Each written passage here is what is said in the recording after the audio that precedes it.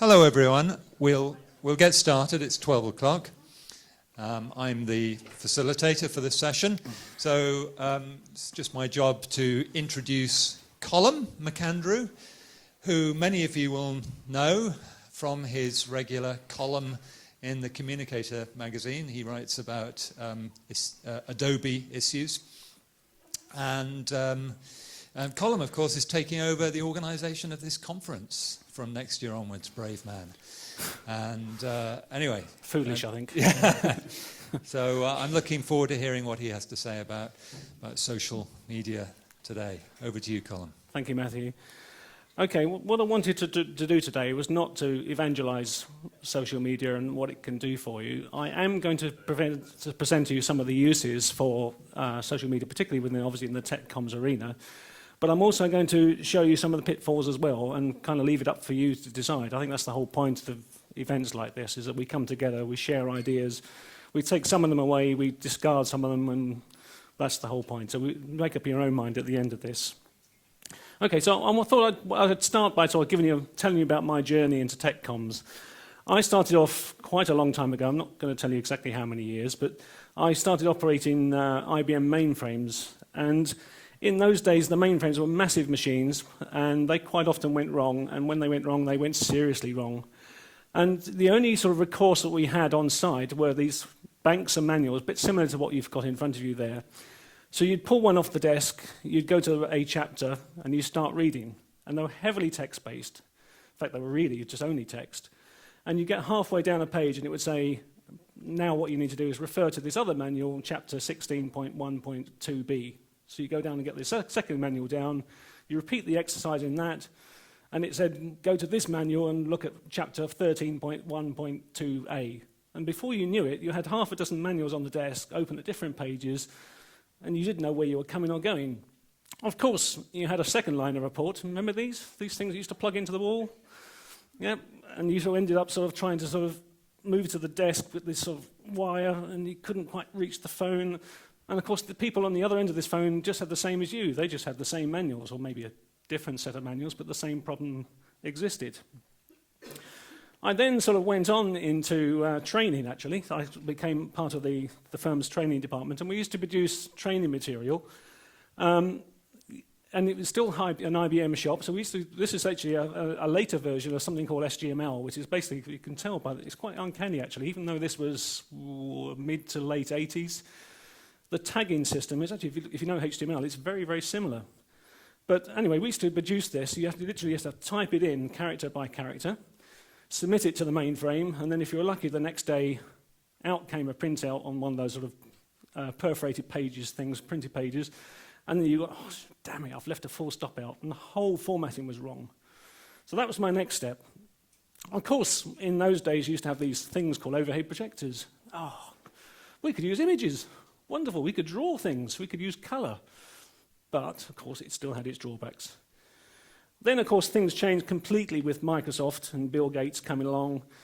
I actually was looking around for an image of the early version of Word, and I came across this one, and I suddenly thought, had a eureka moment here. I thought, wow, if you look at the early version of Word, and you think of what you want to do inside Word, you've got, obviously, look at the menu bar at the top, File, Edit, View, Insert, Format, Utilities, Window. It's really clear. You know, if you wanted to do something inside Insert a picture, where'd you go? Well, I'll click on Insert. It really has changed since then, isn't it? Now we're moving on to really sophisticated stuff. And I was a bit of a gadget freak in my heyday. And this particular machine was something called a Scion organizer. Scion was a UK firm. It never really took off outside the UK, unfortunately. But the designs of their devices were absolutely phenomenal. And you could use it with one of the early mobile phones. This is actually the first mobile phone that had a built-in modem. So we're now talking early 90s, I think. And I can remember downloading emails. It took about 5 minutes to download a text-based email, but it was great. And Scion were one of the first firms who actually got the idea that there were people out there who wanted to get content away from their desk. So they used to produce devices that were things like, used by people in warehouses. Warehousemen, people would go and get stock off shelves and they wanted to replenish or record what stock was left on the shelf. So this is the first sort of instances where we got mobile user assistance being used away from the PC or the desk. Then, of course, we go a bit more up to date, and we got text messages, and okay, you're limited to 140 characters. Remember that? Whatever happened to that? I don't know. And now, of course, we're back in the more modern days, where this is obviously the Banksy picture, which kind of brings the modern picture really up to date, where you've got people using their mobile phones everywhere you go. Just walking in, just down the road there, and the number of people who nearly walk into you because they're using their phones to find their way on a sat-nav, or they're texting their friends, or just literally playing a game on the train. It's phenomenal. It's everywhere. So that's kind of me. And if I've sold you on the idea of what social media is, I just thought I'd ask you the question whether it's right for you. So I thought the best way to do that is use an example. This is my friend Mick.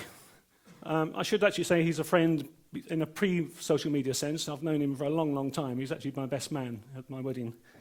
Now, a few things I should know about Mick. Well, the main thing, really, he likes a pint of Stella. All right? Now, unfortunately, he doesn't live in this country anymore. Him and his wife moved to Hong Kong about 18 months ago. And he was out with his wife one night in a bar, strange enough, with his pint of Stella. And he was having a negotiation with his wife about whether he'd be allowed another beer. And his wife said to him, I'll tell you what, put something on Facebook, and if you get 10 likes, I don't know if you can read that, but I'll read it out. It says, my wife said I could have another Stella if I got 10 likes. Within 45 minutes, he got 63 likes. I don't think he actually got 6 pints, but I do know he got home safely and in one piece. Yes. So that kind of shows you the power of social media. Okay, not all of those 63 likes were within an hour or so. Most of them were, because he's that sort of guy. It kind of shows you the reach that you can get with social media. So, if social media is right for you, if you want more beer, then what are the types of things that you can do with it? Well, I think one of the things to recognise about this, and I've got this slide actually on the handout on your tables, because I appreciate there's quite a lot of text on it, and you may not be able to read it. But I thought this is an interesting slide, because it shows you the different types of demographics that exist in the UK. This is actually a report from an Ofcom study that was done in March 2012. Along the top, you've got the different types of communicators that categorise them. So you've got the always-on communicators, who are basically young, socially mobile, probably still in education. The enlightened communicators were traditionally young male, sort of ABC in work, ABC 1 rather. The middle-of-the-road communicators, sort of aged between, I was going to say middle-aged actually, but I'm not going to say 35 is middle-aged by a long way, but only 35 to 54. Conventional communicators were traditionally older, female, living on their own or retired. And then the detached communicators, which are mainly sort of male, and the demographic C2DE. So if you look down the columns, if you look at the things they're most likely to use, or the things they're most likely to say about the way they communicate with people, the social media side of it is traditionally it's mainly in the always-on and a little bit in the enlightened communicators. So that younger age group, that's the way things are going. And if you think about the future, even if you're not looking to do social media now with the way you work, in 5-10 years' time, those always-on communicators or enlightened communicators would be your middle-of-the-road communicators. So you've really got to start thinking about it, even if you don't want to do it specifically at this point. Okay, so where do we start with social media? There are a number of applications out there, and we're just listing some of them on here. Twitter, YouTube, Facebook, Pinterest, Google+, LinkedIn, Vine. They've all got slightly different variations, very different uses. The best way to do it is just use them and see if it's going to work for you. I mean, obviously LinkedIn has got particular sort of focus on sort of business, and it's really like a glorified online CV. They've tried to become a little bit more social with sort of the use of things like endorsements and recommendations, although, frankly, most recruitment agencies don't even look at that because it's pointless. But you get the kind of idea. They're all trying to be social and trying to get the conversation going. LinkedIn obviously got groups as well, so you've got a bit like a forum idea. But the trouble is, there's so many other types of applications. There's thousands of them. And I can guarantee you that some of these, the ones I've got on here, plus the ones that you might find, probably won't exist in a year's time. And there'll probably be other ones that are invented in the year. So it's really, really hard to try and keep on top of this thing. But one thing I will say, I'll give you some tips later on about how you can automate the content you might want to generate.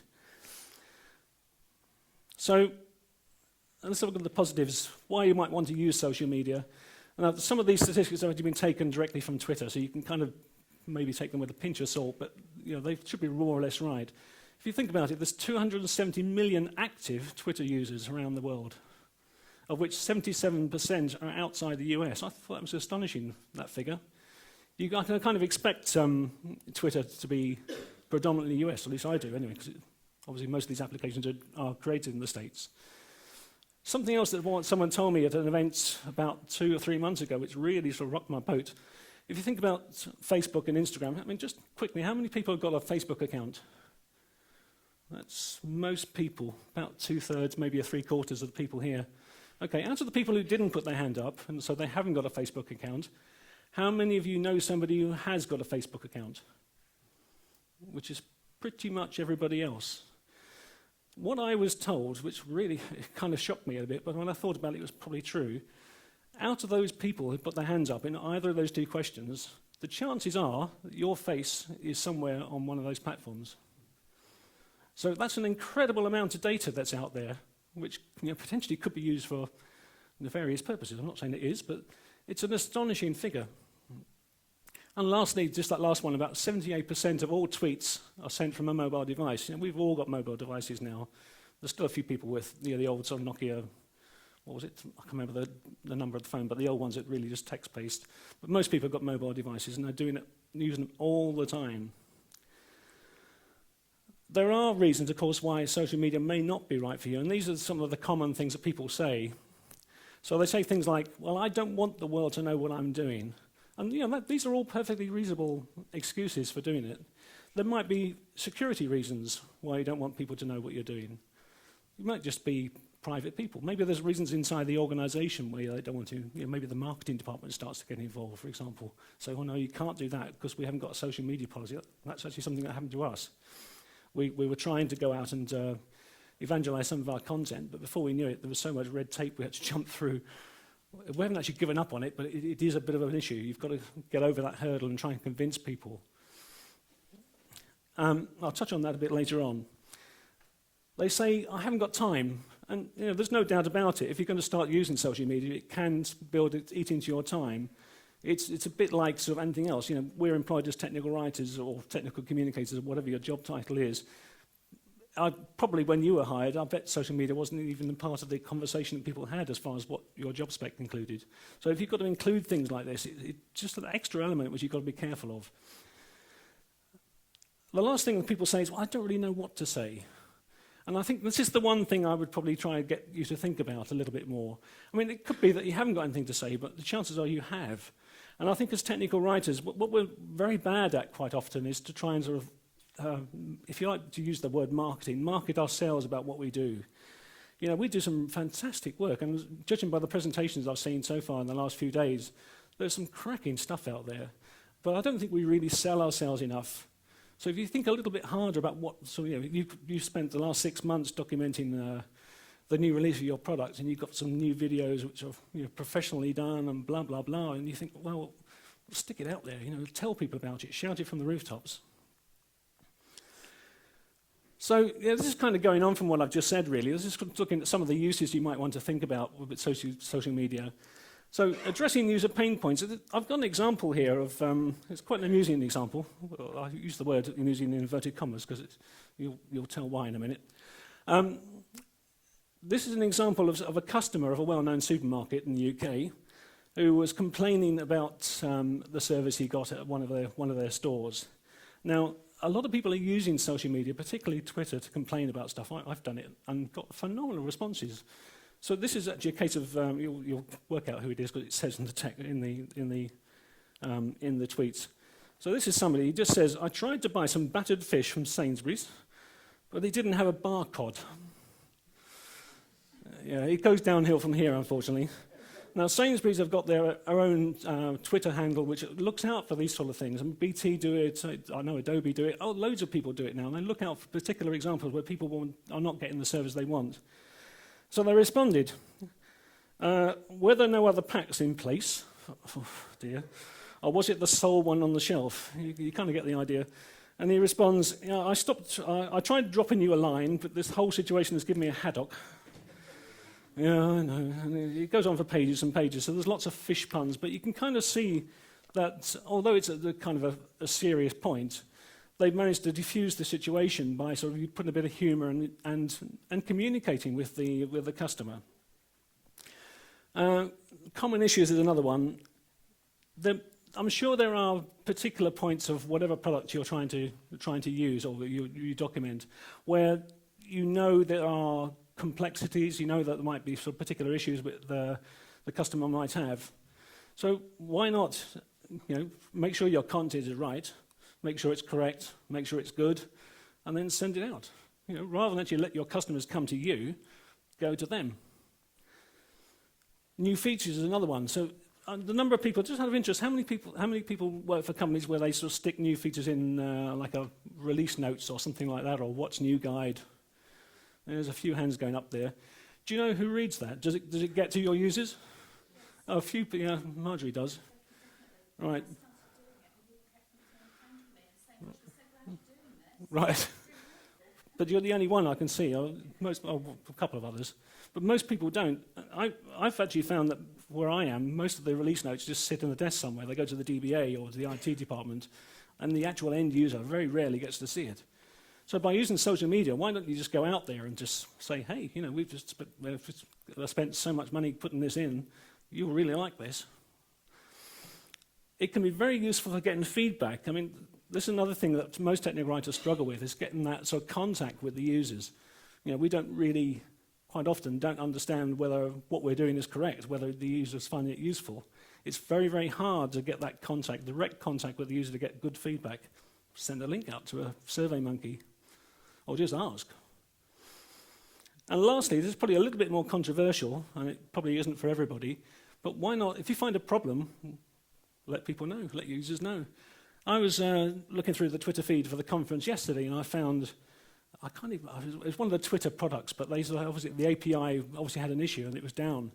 So they just sent a tweet out to everybody, just said, by the way, we realise you may not be able to use this product at the moment, but we'll get back to you as soon as it's available. So again, it's diffusing the problem. So rather than actually waiting for users to ring them up or contact them and give them a hard time, they've let people know up front. So let's go back a second there. There we go. Oops, Daisy. I've got a bit of a problem actually inside PowerPoint. I'll tell you what I'll do. What I'm going to do now is go on to some use cases of how people have used social media. And I'll start off with this one, which is Vine. I'll just launch it directly from the MP4 file separately, so I'll do that in a second. Out of interest, how many people know about Vine? There's about a third of the room. For those of you who don't know Vine, Vine is a bit like Twitter in the sense that it essentially allows you to record 6-second videos. Now you might think, God, how can I get something into 6 seconds? It's not, there are challenges, but it can be done. The idea is it loops around, so at the end of the 6 seconds it just goes back to the beginning and replays. It's like a constant loop of video. And it can be used. So there are challenges, and the example I've got shows you some of the disadvantages as well as the advantages. So we'll just go in there and just quickly launch that. Just this one here. You can search and replace up to 7 items at a time by nesting substitute. A very geeky Vine. Tip for Microsoft Excel nerds. You can search and replace up to 7 items at a time by nesting substitute. A very geeky Vine. Tip for Microsoft Excel nerds. You can search and replace up to 7 items at a time by nesting substitute. I'll stop it there because otherwise you'll probably get bored. One of the problems with that particular version, I think, it kind of shows you what you can do. One of the disadvantages, I think, of that one is the guy is trying to talk far too quickly, and he's trying to fit in too much content into that 6 seconds. But, as technical communicators, we wouldn't do that, of course. So, you can do it. I've kind of experimented. I haven't actually done it in a production environment, but I have experimented with, being a little bit more professional in the same sense you might do it with a proper video camera. The idea of Vine is it's normally really just used by mobile users. So if anybody with a mobile phone can just create a short video and stick it online, just like you can on Twitter. Just to show you that we technical communicators don't always get it right, here's another one. This is a guy reading some instructions for heating up some fajitos. Flip burrito to heat thoroughly. Heat uncovered, flip burrito to heat thoroughly. Anyway. Heat uncovered, flip burrito to heat. I'll stop it there. I like to think he's a technical communicator, really, because he's obviously found out what you can do wrong. Okay, so let's go back to the presentation. We've done that one. This is a case, Matt might like this one. Snagit. I quite like some of these user assistants that goes out from TechSmith. This is a case, this is kind of a little bit of a marketing thing, you know, try Snagit, the quick and easy image capture and video recording tool. You can edit, you can share, and you can try it for free with a link. You go into the link, and in this case, it's just a web page with the UI and sort of annotated images of telling you what the interface can do. Very simple, very quick, and easy to understand. Another one, Camtasia, again from TechSmith. This is slightly different. It's another tweet. A time-saving tip for using Camtasia. You know, use the Shift key to quickly ramp up the music volume with a link that goes out to a video. I'll just go into the video, and it is that one. Undo that. Instead, what I would have to do is then add another audio point, and then move along, and add another audio point, and then drag this one up and do the same. Okay, so all that's too much effort. Instead, what I'm going to do is select this section of the timeline, hold down the Shift key, and I'm going to pull this up. I just want it, to increase a little bit. Now this is going to make a hard edge. As you can see here, this makes a hard edge, and I don't want it to ramp up quite that quickly. I want it to kind of happen over a little bit of time.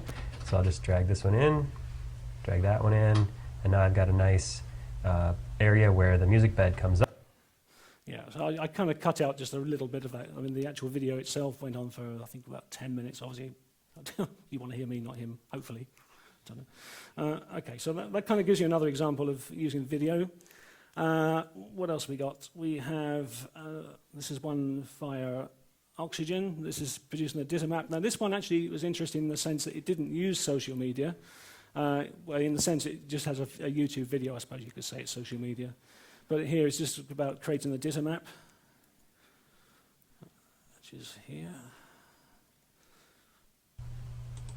To create a map in Oxygen, you have to go on the toolbar on this new action and click it. And in this new dialog, you have to select the map template. Now, in case you're not seeing the map template inside the recently used section, just use this filter on top of the dialog to locate and select the map. Next, just press Create. Now, there are two possible ways to edit a data map in Oxygen. You could either use the classic Oxygen XML editor, or you could use this data map manager, which is a view created especially for editing data maps. Yeah, I'll stop it there. So this hopefully gives you some idea of some of the things you can do. So that particular example was YouTube. The other one was just on a website or on Twitter itself. You can also use, sorry, let's go back to the PowerPoint. You can also use, you can also search on Twitter for things with hashtags. It's interesting the way the hashtags have evolved. They kind of started out with Twitter as kind of a searchable keyword. You can, if two people use the same keyword, the same hashtag, you can just click on it and it just searches on that term. It's now being used all over the place. I mean, I was walking around just the back of the hotel in the lanes earlier on, and I passed this restaurant that was advertising touting for breakfast business by having a blackboard outside in the street. And the word breakfast was hashed. It had a hashtag in front of it. So you kind of see, I've seen it on Facebook. I've even had emails where people put a hashtag, almost like a bit of, put an emphasis on a particular word. So it's all over the place. But this is an example. This is an Adobe tip keyword which exists. And you can see when you get the results back from it, you've got, the first one is an InDesign tip. The second one's an Illustrator tip. And the third one, it could either be FrameMaker or RoboHelp, really. But either one of the two. It's not specific enough, but it could apply to both. So it's a really useful way of sort of other users maybe just finding content that you don't necessarily know about. Of course, the big question really I think about this is, well, isn't this all marketing? And yes, it is. We should embrace that, I think.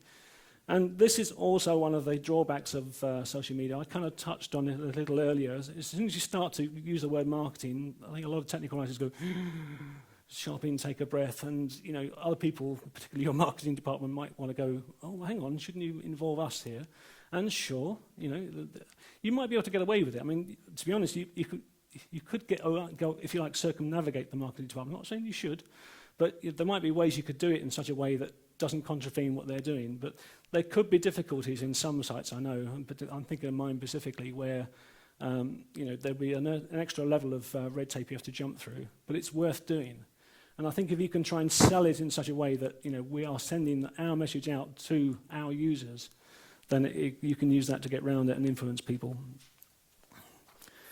So I thought I'd just touch on what applications there are out there which can integrate with social media. And I rather unfairly, I think, have sort of used this graphic to say, well, there isn't really an awful lot.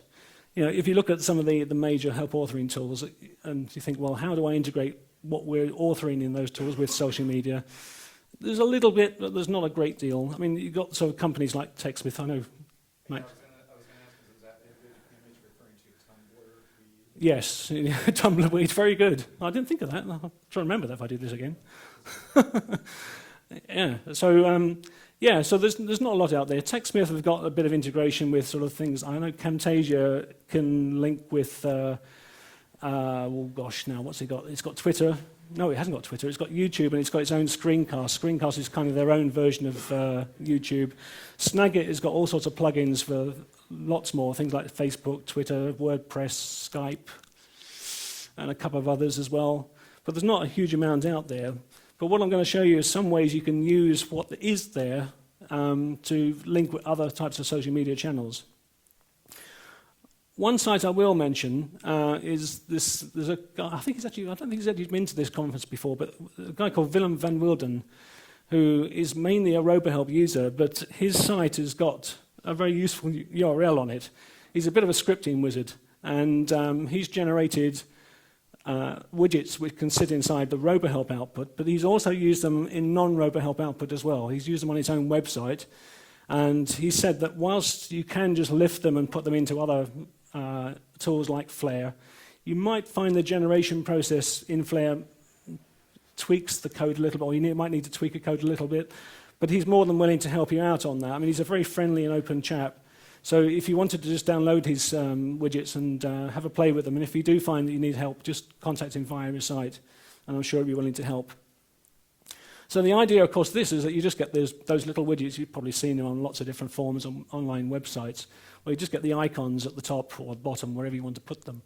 And, of course, that opens up all sorts of possibilities. So for your help desk, your help desk starts to get calls from clients saying, well, how do I do X? And you say, well, I'll just send you a link.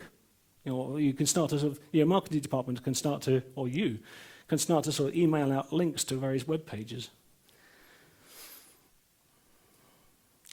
So I said I'd show you ways which we can automate some of the content and address that sort of issue of, I haven't got time to do social media.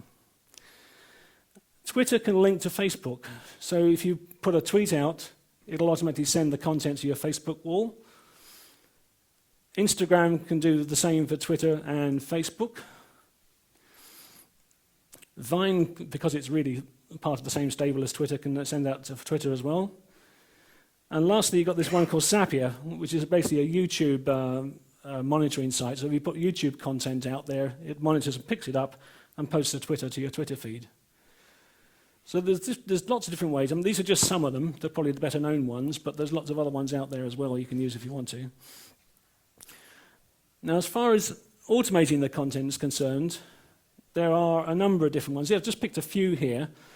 I use the top few quite a lot. I don't really use the bottom ones as much. It's just a personal choice, really. So future tweet, that's exactly what it says. You can actually just write a tweet and say, I don't want to send it now, but I want to send it in half an hour, or I want to send it on Saturday morning at 11:23. It used to allow you to actually do repeat tweets. So you could say, I want to send this every Monday at 9:30. Unfortunately, that contravenes the Twitter API now, so you can't do repeat tweets. But I'll come on to another tool, this Social Oomph in a minute, which allows you to do exactly that. Well, not exactly that, but something similar. Twitter feed is basically a monitoring site, so you can actually sort of put in links to RSS feeds, other people's blogs, sites, and stuff like that. So as soon as they update their content, you can pick that up and send out a tweet to your Twitter feed. So you don't do anything. You just literally set it up, bang, there you go, and just leave it. And it does all the automated content for you. So if you wanted to do that for a company blog, every time you had a product manager putting out a link for talking about your documentation or whatever, just let it go in the background. Social oomph. This kind of started out life as a tool which is a bit like Twitter feed. It really just monitored sites and sent out the content automatically. There are different levels of this. Now, you'll find this with some applications. There are different versions of their product. Social oomph is basically, it's useful in the sense that you can actually have draft tweets. So, as I was saying, you can't send repeat tweets on future tweets, but you can kind of do it in a roundabout way with your social oomph by having drafts. So if you had a content of a tweet you wanted to send out every Monday at 9:30, save it as a draft in social oomph, and then you just need to go in there and schedule it for 9:30 every week. So you're really only scheduling it once, but you're kind of doing it for multiple timelines, if that makes sense.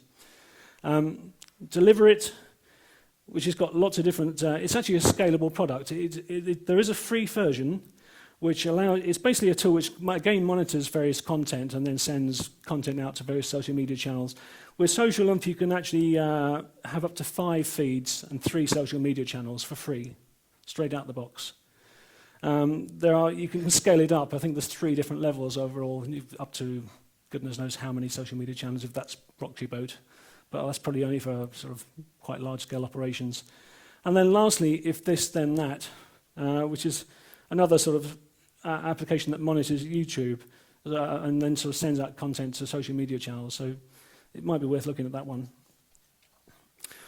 And I think that's about it. So I thought I'd give you some homework. You don't have to use this text, but you can send out... you can modify it to your heart's content. And I'll throw it open to any questions. Stunned silence. Max, yes. Actually, can you just... We've got a microphone, sorry. Can you hear me now? It's just for the recordings. Sure, thank you. I'm kind of thinking of American corporate mentality, so it could be better over here, I hope. But I'm curious if you've encountered situations where the powers that be at the higher level of a corporation are nervous about this. What I've sometimes run into, not at Adobe, but with clients, is there's some cases where at the VP level, people start, oh, well, if that's out there, how are we going to answer that question? So do you run into cases where there are gatekeepers near the top who get frightened of this and try to dampen it down? Yeah, that's a good question. Yeah, just in case people didn't get that, it's really a question about whether there are sort of people in an organization who might get very nervous about the fact that there is this content going out there, and if there's any way we can deal with that, really. It's a very good point, and yes, I can think exactly of my own place of employment where it really started as an idea in our team. Our team was kind of made up of technical writers and technical trainers. And the trainers were, obviously they go out and train people mostly on site, but also we get people onto our site where we can. And there was a bit of a lean period where they weren't getting many bookings. And we had a new trainer who came in, he was young, very keen, social media savvy, and he said, well, why don't we start using social media? And he went on to Twitter, 5 minutes later we had a Twitter account, and we were ready to send the stuff out there to whoever was wanting to follow us. And I said, well, look, you better go and tell marketing, because we are effectively doing some of their job, effectively, but for our own specific needs, and it just kind of snowballed from there. And we're kind of a relatively small company, and the marketing said, well, hang on a minute, we haven't got a social media policy. So then we had to go to HR and say, well, can you come up with a social media policy? And of course that took a few months, and then, and so you're absolutely right. There is an issue with that, and to be honest, our CEO doesn't really, well, actually I'll say that. I mean, I'll give you an example. It's not quite the same, but when we were producing online help for the first time, which we're publishing, it's not freely available. You'd have to basically have our product to get access to it. So it's not out there in the same sense of some of these other websites and stuff. But even then, this is probably only about 4 or 5 years ago, even then he was quite reluctant to have it on site, even though you'd have to type in the exact URL to get access to it. So there is a certain reluctance in some quarters to deal with that. Yeah. But you just got to try and address that. And I think the key point is really about trying to market what we do and trying to sell the benefits. But if you can say to them, well, look, we've got, 100 help calls coming into our help desk every week related to this area of our software. If we could just address that, rather than actually having someone spend half an hour on the phone with this client trying to explain how things are done, here's a link which just takes you straight to the topic, or the video, or whatever it happens to be, and try to sell it in that sort of way. That's probably the only way I can think we can address that sort of thing. Yes, at the back there, sir. Matthews, thank you. Quite a simple question. How do you get your customers to follow you or engage with you? Apart from, I guess you can pick a relevant name for your Twitter feed or your community, but how do you actually get your customers to interact with you? Okay, so the question is really, how do you build up your followers or your audience, if you like? You say it's a simple question. Unfortunately, it's not really that simple. Well, it is in a way.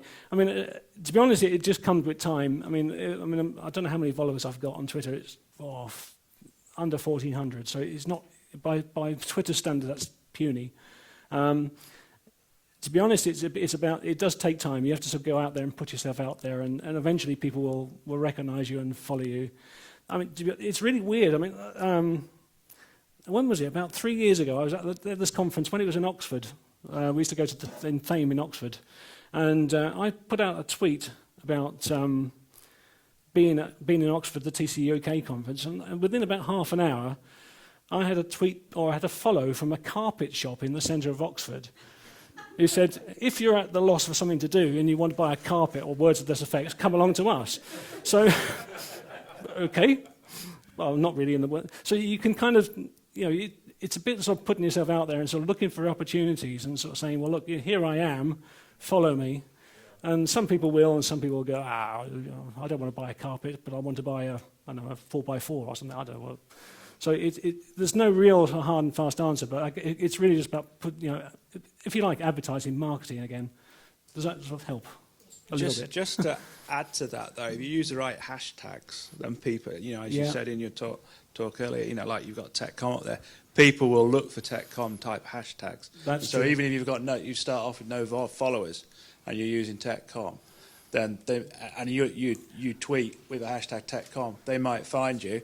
If you're actually tweeting content they like, they might follow you, and that's how it just builds, as Colum was saying.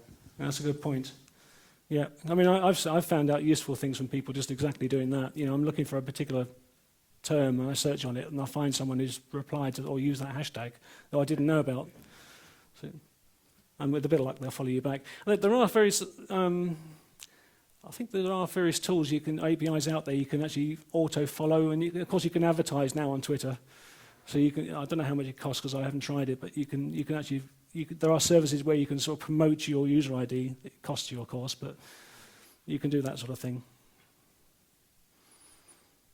Okay, yeah, Max, yeah. This is a very quick comment.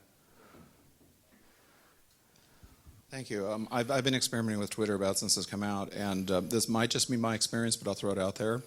Trying to follow all the rules and everything that Adobe has shared with me in our weekly social media meetings, etc. I've found that I've actually gotten the most followers that have led to some kind of a business encounter or interest through personal hobbies and what I tweet after 7 o'clock. So I basically tweet for Adobe up until 5 p.m. and then every evening I try to tweet something wacky about Portland, Oregon, which is hard to choose, there's so much. And I've gotten more followers from that because people keep waiting for the next time we have a baby elephant or something. But they have come to my webinars and have actually referred people to me. Right. So I'm just sharing that I think a mistake that some people make is a business-only Twitter persona. And if you're able to kind of open up that you're into airplanes or whatever, mine happens to be antiques and collectibles, it's unreal where you'll find followers.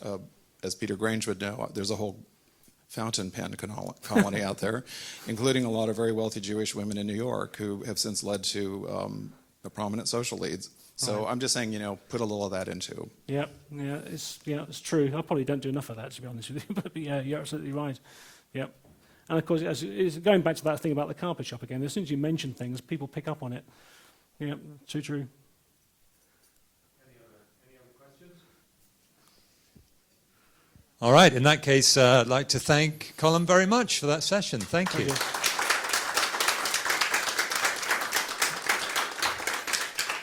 Don't forget to use SurveyMonkey to evaluate the session, and I believe it's now lunchtime.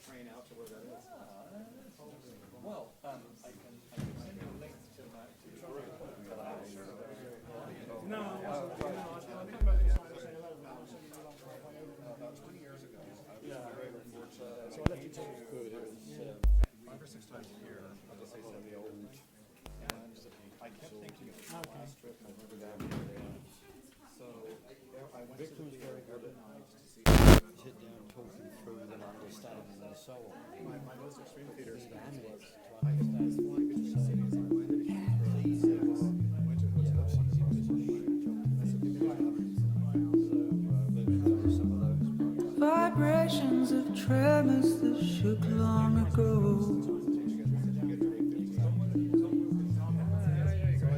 Tear holes in the fabric